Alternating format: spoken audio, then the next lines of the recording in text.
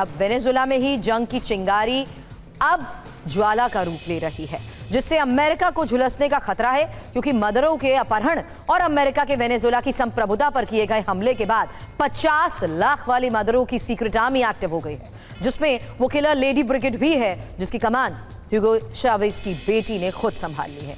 ये मदरो की वो सीक्रेट आर्मी है जिसे जंग में मात देना किसी भी सेना के लिए आसान नहीं, क्योंकि ये वो अदृश्य शक्ति है जो अपने दुश्मनों पर हमला करके गायब हो जाती है। ऐसे में सवाल ये कि क्या ट्रंप ने वेनेजुएला में जंग की चिंगारी भड़काकर अमेरिका को फंसा दिया?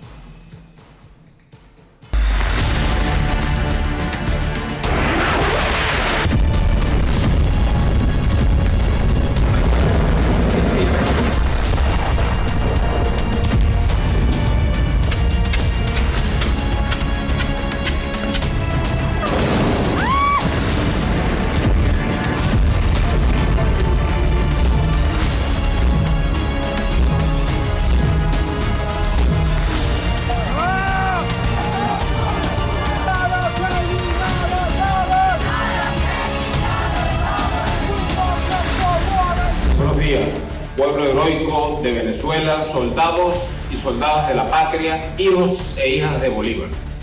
La Fuerza Armada Nacional Bolivariana informa.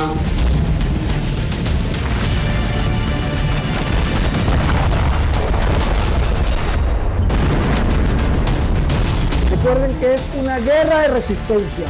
Por muy superior que sea el enemigo, nosotros tenemos la verdad y la razón. Actuamos con espíritu mientras ellos actúan con fuerza. Y hay aquellos que pensarán que esta será una batalla sencilla, porque ¿qué les diremos? No pasarán, no volverán. Aquí tenemos la sangre que nos corre, la sangre de rabia.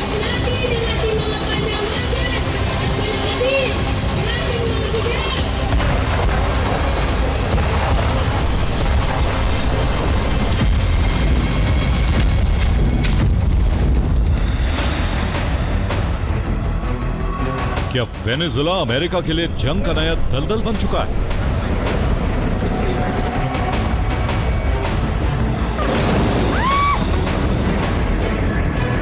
क्या Trump और उसकी सेना के लिए नया Vietnam साबित होने वाला है वेनेजुएला?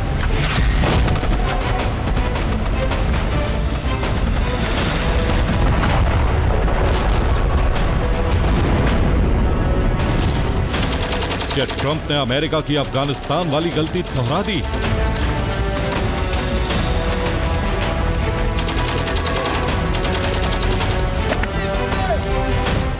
क्या मादुरो का चेहरा बनने वाला है अमेरिका के विरोध का प्रतीक?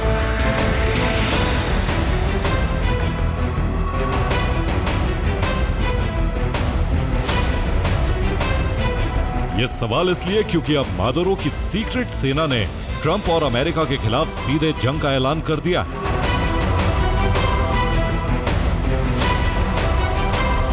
वो सेना जो गुरिल्ला वॉर में माहिर,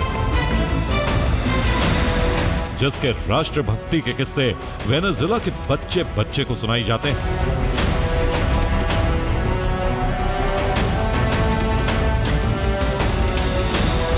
नाम है बोलिवेरियन मिलिशिया फोर्स।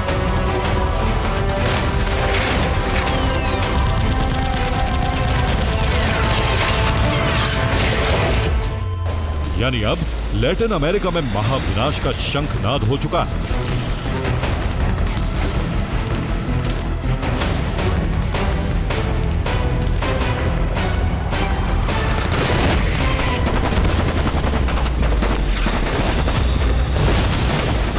मादुरो को अगवा कर ट्रंप कई मोर्चों पर एक साथ घिर गए हैं। घरेलू मोर्चा, अंतर्राष्ट्रीय मोर्चा और सबसे अहम है वेनेजुएला की जमीन, जहां अब अमेरिका के खिलाफ एक बड़ी जंग की तैयारी तेज हो गई है। 50 लाख की सीक्रेट आर्मी ने जंग का मोर्चा संभाल लिया है, यानी दुनिया में महाविनाश का पहला चरण शुरू हो चुका है। डोनाल्ड ट्रंप अमेरिकी सेना की वेनेजुएला पर हमले को न्याय संगत बता रहे हैं, साथ ही इसे अमेरिका की बड़ी जीत मान रहे हैं। ट्रंप को लग रहा था कि वेनेजुएला पर हमला कर उसके राष्ट्रपति को अगवा कर वो वेनेजुएला को सरेंडर करने पर मजबूर कर देंगे, उसके तेल पर कब्जा कर लेंगे, लेकिन ऐसा होता नजर नहीं आ रहा।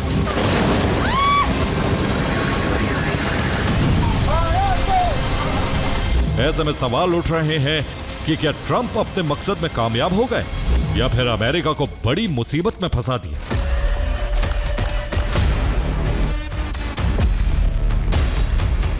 यह सवाल इसलिए क्योंकि अब वेनेजुएला में क्रांतिकारियों ने हाथों में बंदूक उठाने का ऐलान कर दिया है।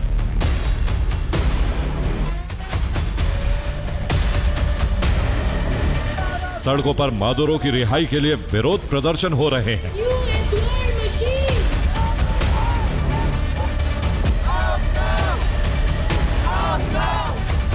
बोलिवेरियन मिलिशिया ग्रुप ने वेनेजुएला सेना के साथ लामबंदी शुरू कर दी।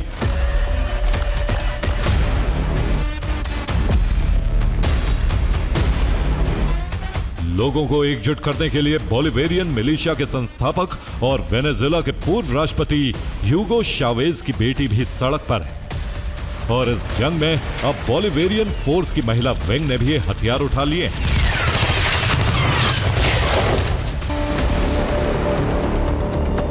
तस्वीरों में देख रही ये लड़की कोई और नहीं बल्कि पूर्व राष्ट्रपति ह्यूगो चावेज की बेटी रोसिनेस चावेज रोड्रिगज है, जो अब अमेरिका के खिलाफ इस जंग में शामिल हो गई। न सिर्फ शामिल हुई हैं, बल्कि बोलिवेरियन मिलिशिया ग्रुप की महिला विंग की कमान भी संभाल ली, जिसका मकसद सिर्फ और सिर्फ अमेरिका को उसकी गलती का करारा जवाब देना। रोसिनेस ने साफ कर दिया है कि अमेरिका इस जंग को हल्के में लेने की कोशिश ना करे।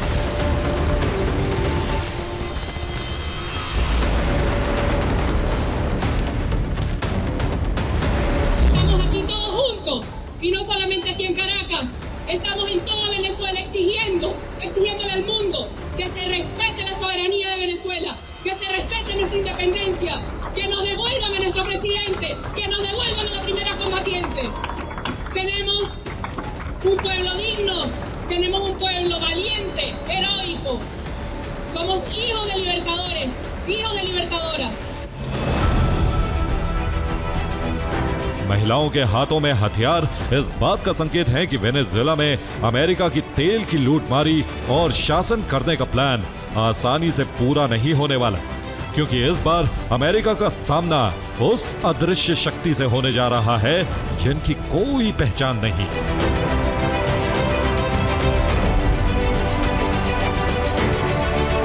इसको समय ही बताएगा कि अगर आंतरिक युद्ध होता है चाविस्ता पार्टी के लोगों में और अमेरिका के समर्थक लोगों में, तब तो ये मिलिशिया कुछ कर सकेगी।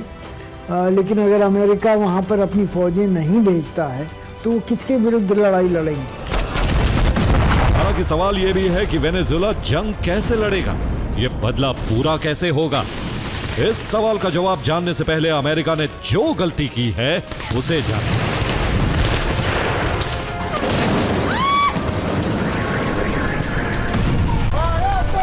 अमेरिका की कार्रवाई सिर्फ ड्रग सप्लाई के केंद्र के प्रमुख पर नहीं हुई है, न ही मादुरो को पकड़ना सत्ता परिवर्तन की दिशा में पहला कदम है, बल्कि वेनेजुएला से मादुरो राज के अंत का मकसद है ऑयल गैस के स्रोत पर नियंत्रण, जो अब भी अमेरिका के लिए आसान नहीं होगा, क्योंकि अमेरिका की वेनेजुएला के खिलाफ सबसे बड़ी कार्रवाई का मतलब है कि यूएस फोर्स एक ऐसे दलदल में कदम रख चुकी है जहां से वापसी आसान नहीं होगी।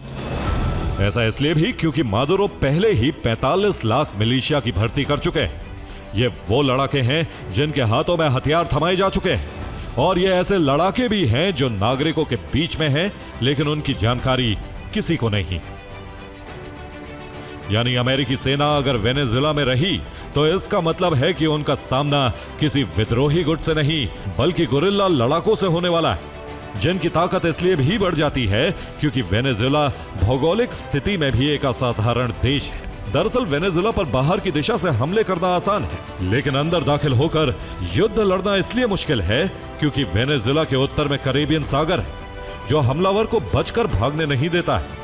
पश्चिम में कोलंबिया है, जिससे वेनेजुएला का फॉरेस्ट और शहरी कनेक्शन मजबूत है। इसे एक तरह से दुश्मनों के लिए भूल भुलैया वाला चक्रव्यूह कहा जा सकता है। ठीक ऐसे ही दक्षिण में अमेज़न का घना जंगल, जहां हमले के बाद घुसना तो आसान है, लेकिन वहां से सुरक्षित ठिकाने तक पहुंचना करीब करीब नामुमकिन है। और पूर्वी क्षेत्र है गयाना और अटलांटिक तट। अमेरिका के लिए वेनेजुएला का यह पड़ोसी क्षेत्र और भी बड़ा संकट है।